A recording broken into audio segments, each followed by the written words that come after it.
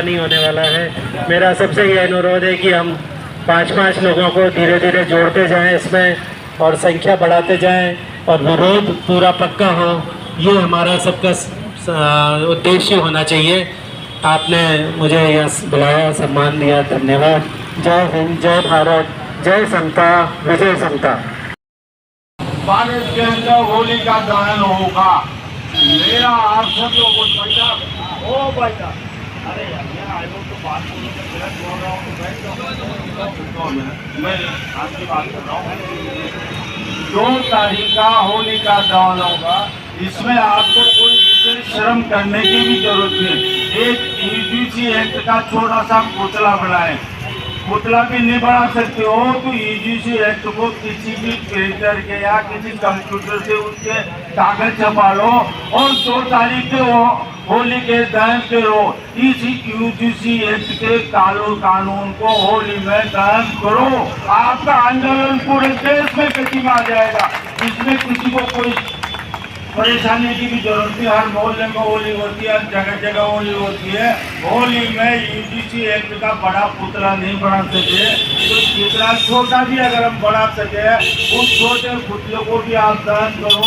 अखबारों में आज की न्यूज नहीं भी आ पाए तो कम से कम सोशल मीडिया में 25-50 लोग जो भी उस पुतलों को दहन करने के लिए होली के बाद उपस्थित हो, वो अपने उस कार्यक्रम को सोशल मीडिया पे, व्हाट्सएप पे, फेसबुक पे, इंस्टाग्राम पे शेयर करें।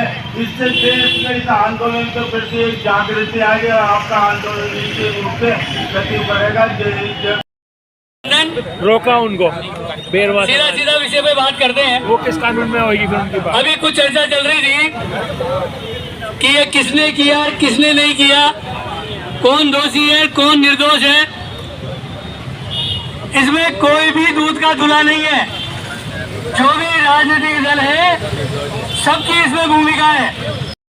बताइए कि स्वर्ण समाज अभी सड़कों पे है यूजीसी के खिलाफ, क्या मामला है सर? क्या मैसेज देना चाहते हो आम जनता को, बताइए। यूनिवर्सिटी ग्रांट कमीशन ने जो नियम बनाया है ये सामान्य वर्ग के छात्रों के साथ घातक है और हमारे बच्चे अब मरने के कगार पे। हम इसका विरोध कर रहे हैं ज़बरदस्त और जब तक ये कानून रोल बैक नहीं होगा जब तक हमारा आंदोलन चालू रहेगा। लेकिन सुप्रीम कोर्ट ने यूजीसी कानून पर रोक लगा तो रखी है। अभी स्टे लगाया है जी, स्टे लगाया है जब तक हम रुक रहे हैं, लेकिन वो स्टे से काम नहीं चलेगा।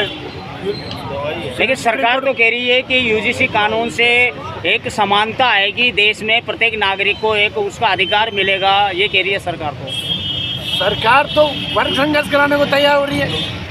सरकार तो जिस सरकार का काम है देश में अमन शांति लाने का, वो सरकार वर्ग संघर्ष करने को तैयार है। ये सरकार तो गलत है, इसको सरकार को नीचे आना चाहिए।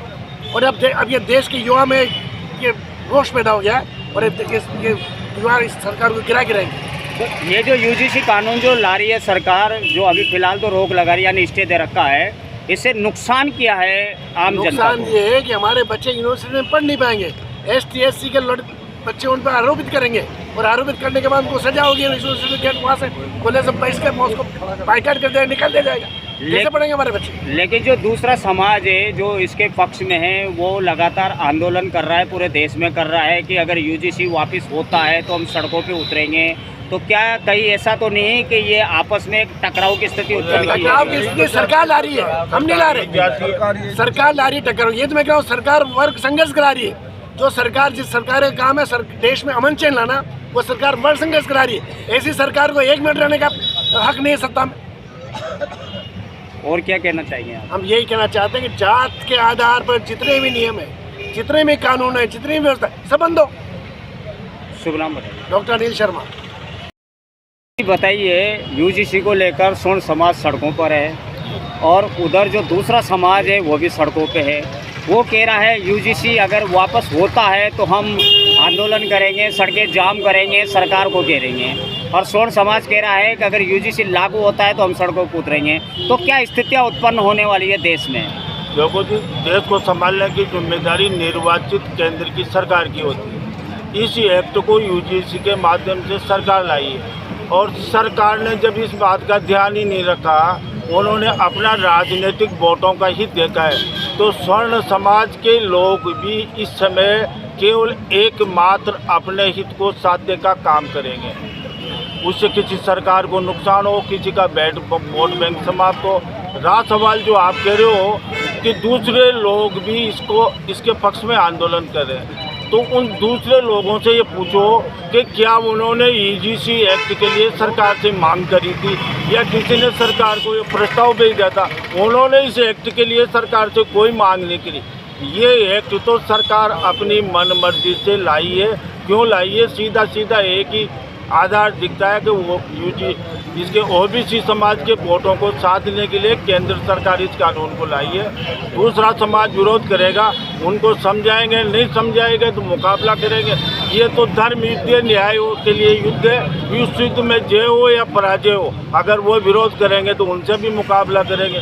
सरकार विरोध करेगी तो सरकार से भी करेंगे, पुलिस विरोध करेगी तो उनसे भी करेंगे। आप मीडिया वाले भी हमारा समर्थन नहीं करोगे, विरोध करेंगे तो आपसे भी मुकाबला करेंगे। जय हिंद, भारत माता की। शुभ नाम बताइए। सुरेंद्र शर्मा, मुख्य। बताइए यूजीसी को लेकर क्या कहना चाहेंगे आप? कोई भी निर्णय जो जाति को संतुष्ट करने के लिए हो और अन्य जातियों को उद्वेलित या आक्रोशित करने के लिए हो, ऐसे सभी निर्णयों का हम विरोध करते हैं। यूजीसी में सबसे बड़ी दिक्कत ये है कि 2012 में जब सुप्रीम कोर्ट के आदेश के बाद में ये बनना शुरू हुआ तो उस समय एक प्रभाव था कि कोई भी अगर गलत आरोप लगा करके अगर कोई गलत आरोप लगाएगा और जांच में गलत पाया जाएगा तो आरोप लगाने वाले व्यक्ति के विरुद्ध दंडात्मक कार्रवाई होगी। सरकार ने इस क्लॉज को हटा दिया, यानी कोई भी मनमाना आरोप लगा। नहीं, ये बात तो इसका तो मैं भी समर्थन करता हूँ कि कहीं ना कहीं जो धारा हैं, जैसे धारा 3 हुई, SST एक्ट हुआ, इसका दुरुपयोग तो होता है। हाँ, तो दूसरा दुरुपयोग को रोकने का कोई प्रयास नहीं किया। दूसरा, क्या जाति सूचक शब्दों से केवल दलित और ओबीसी को ही प्रताड़ित किया जाता है? सवर्णों के खिलाफ नहीं होता है सब। उसके लिए क्या है, तो किसी भी नियम को बनाने में ये मान लेना कि हर एक स्थिति में दोषी सवर्ण ही होगा, हम इस विचार का विरोध करते हैं। यथार्थ जांच करिए और कानून ऐसा बनाइए कि किसी भी जाति समाज के विरुद्ध कोई भी अपमानजनक कार्रवाई की जाएगी, उसकी कार्रवाई होगी।